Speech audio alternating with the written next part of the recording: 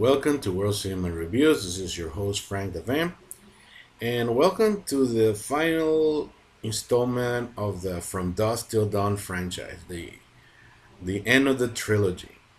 And unless it's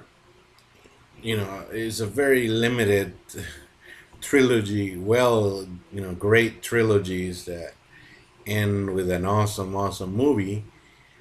Usually, that's where things go downhill once you get to the third film.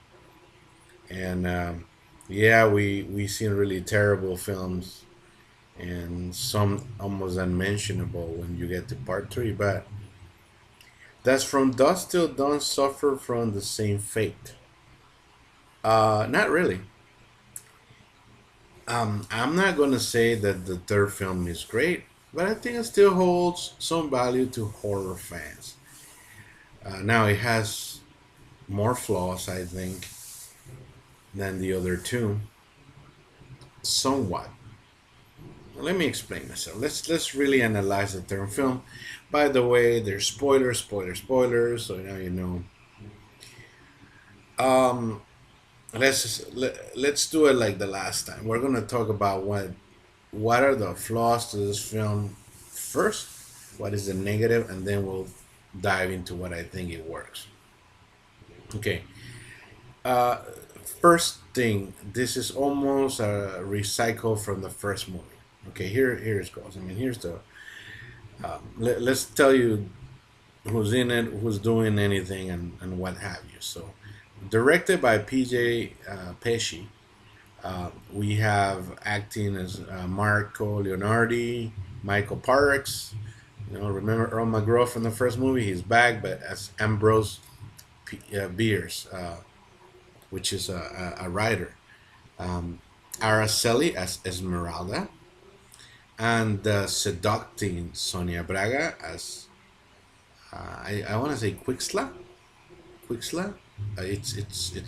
It's a very tough to pronounce because it's in indigenous language.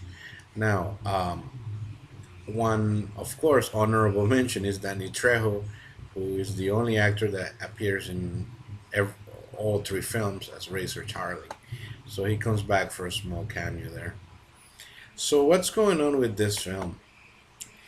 The plot is basically that at first you get this western.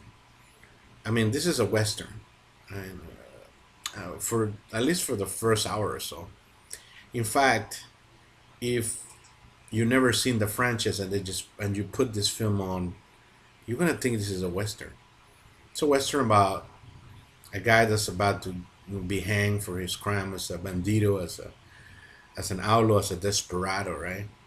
And all of a sudden, making homage to the trilogy by Sergio Leone, of course, the good, the bad, and the ugly for a few dollars more and a fistful of dollars. A helper, shoots the rope off and saves the dude, and the dude comes guns ablazing, and they ride into the sunset. But this time kidnaps the executioner's daughter, and hence the name, the hangman's daughter, right? From Dust Till Dawn Part Three. And you know, if you look at if you look at it this way, you can say that you have the bank robbing Gecko Brothers in the first one, right? And for the first hour, you can say that, hey, they're establishing that they want to get to Mexico, and then they go to the Titty Twister, and then vampires happen. In this film, we get this plot of of the guy escaping, and for the first hour, we also get some character development about the writer, um, which, by the way, we'll talk about next. Um,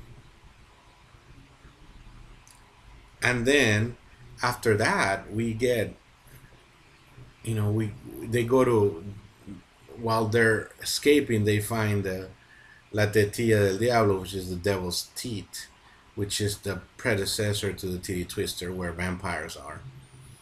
And then it's a whorehouse bar where they go in, and then then what you think it's going to happen happens. So a big criticizers of this film can say, hey, a reason why this film sucks, it's not good. This is every cycle of the first one because yeah, they give you one thing and then they move to the other, just like the first one. Instead of bank robbers, this guy is sort of a stagecoach rover, whatever you have. Same, along the same line, but it happens in the West. But then again, we get to a West whorehouse instead of a modern whorehouse with bikers. You got outlaws now, so it's kind of like the same thing. So this is a big, this can tell you, a little bit about the film. Why, that's perhaps it's you kind of know. I was to tell you to be honest, I was intrigued when the first hours I was like, I don't know where this is going, huh? Because it was, but as soon as they hit the bad thing is as soon as they hit the TD Twister, okay, la Tetilla del Diablo, whatever it was called, you get the same outcome. It's basically whatever you think it's gonna happen.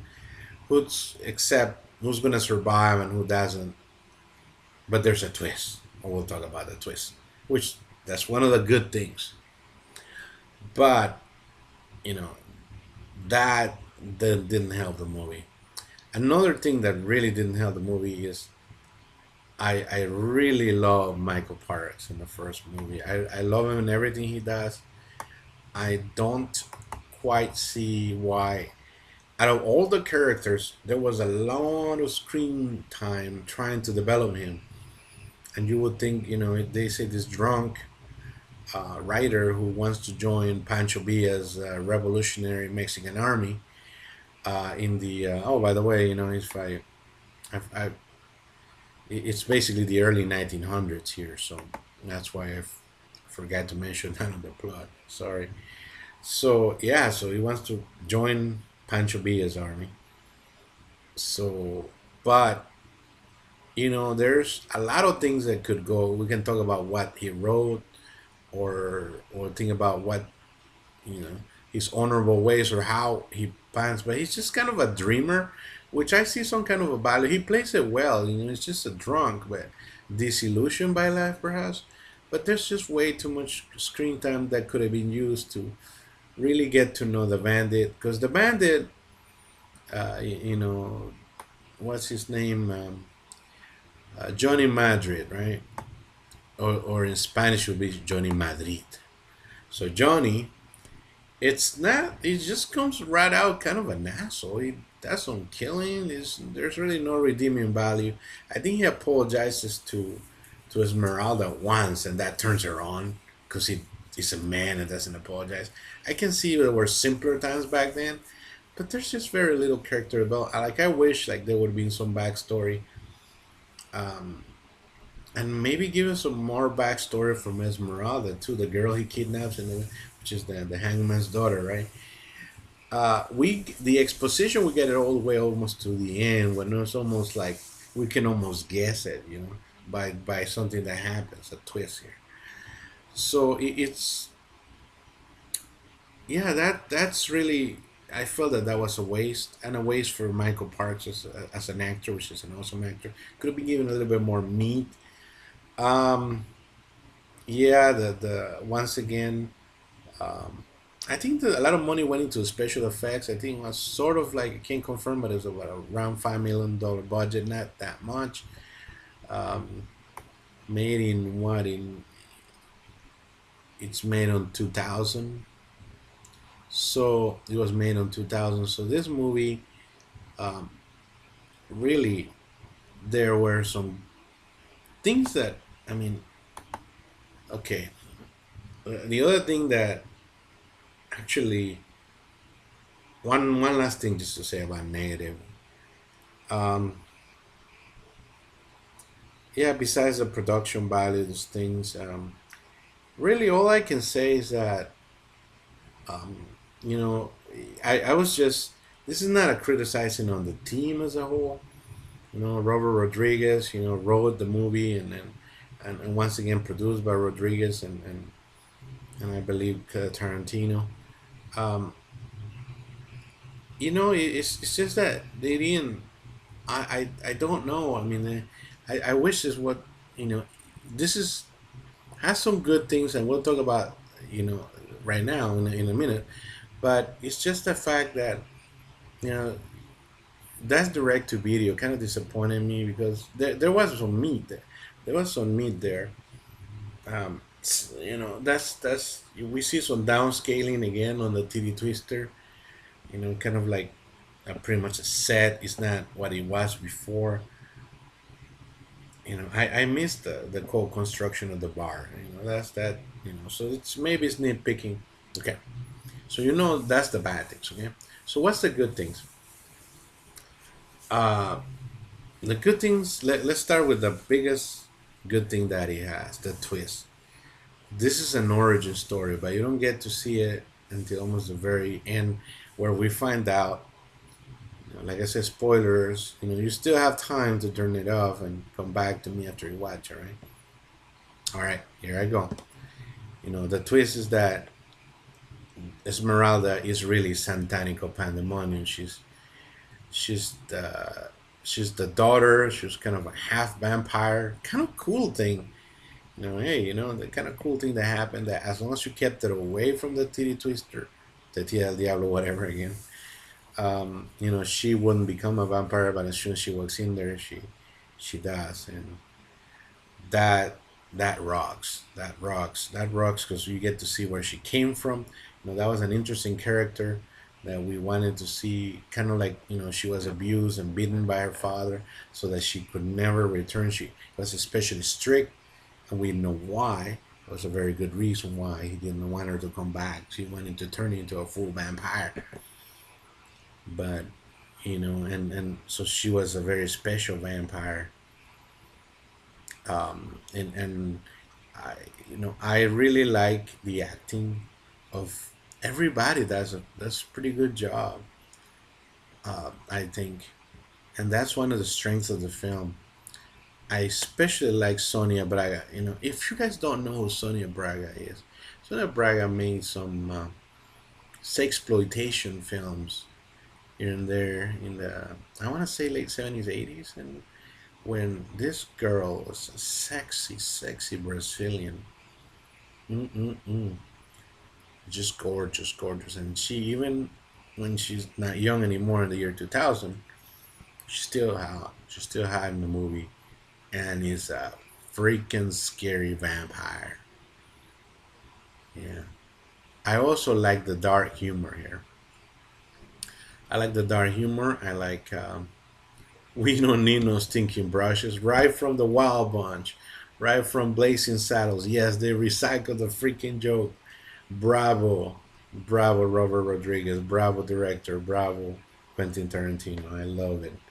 I love it. I like. I reviewed Dracula Dead and Loving It, okay? From Horror Comedy Month. And they recycled the freaking dancing scene. Yes, comes out of nowhere. It's so weird. It's bizarre, but it made me laugh. It gave me a chuckle. Orlando Jones, they're making a small cameo there, and he's pretty creepy as a vampire, but there's an awesome dance, a vampire dance, you know, rekindling the dance. So it's a send off to Mel Brooks, I think. I can't confirm that, but that's what I personally think. And yeah, I like it. I like Danny Trejo, freaking machete man. He's plays it more straight and still freaking fun. He's still freaking menacing. Really, really great. So I like the acting. I like the dark humor. I like the twist at the end. I like the vampire action. That's where all the money went. I think, man, those guys kick ass. Like the cost. I mean, I could see even on part two there was some scale down on special effects. You see that it suffered. In here, you don't notice it. That's where all the money went. I think that's why they made it a western, because westerns are relatively cheap to make. I mean, just get horses and go to an old town there, and it's just really, really, it's a really, really, it's not as fun as a movie as part two, I would say, but it still has some horror value. So I'm gonna give this a C plus on a good night, B minus. So it's still, if you like the franchise, you have to watch it. If you if you're a casual horror fan or just somebody trying to pick up a movie, you may get a little bit out of it. You may dismiss it. But if you're a true horror fan, if you're hardcore like me, you gotta watch it because there's enough. I mean, this is a it's still fun, still like the twist. Made me remember a little bit of Back to the Future Part Three. I mean, call me weird, but I mean the I like the Western motif myself. I like westerns. I'm a sucker for westerns. I don't review them because it's a horror channel, right? Hey, but if maybe I should review Danny Trejo's, you know, western next, but we'll see. But yeah, so this is basically what I think about the whole franchise. I think that you should give a chance to this movie because it just has enough, just enough horror fan for the good horror fan to watch. Even if you're a casual one, you may find it amusing. But you know, I'm on the fence if you're a casual one. But if you're hardcore like me, you gotta watch. So that's the franchise. Let's rate the franchise. And the rating of the franchise is very easy. Part one is number one. Part two is number two. Part three is number three. There's no doubt about it. Comparing it to part two is just more fun. It's just more campy, more out there. And the ending is just awesome. So yeah, that's why part three still has some value. Though I really would like you guys to watch it. So if you like the video, please um, please comment. If you didn't like it, also comment. Please subscribe. Be well, and like I said, the TV series. I haven't watched it. I may start watching it. If I do, expect another video. If I don't, but this is all I promise. I don't know if I'm gonna do a TV series. If I get to see season one, I'll do it. But I'm on the fence on that, so we'll see. If tell me in your comments if you think it's good enough for me to spend my time watching it, then I'll do it. Um, well, that was about it. So take care, be well, and see you next video, guys. Take care.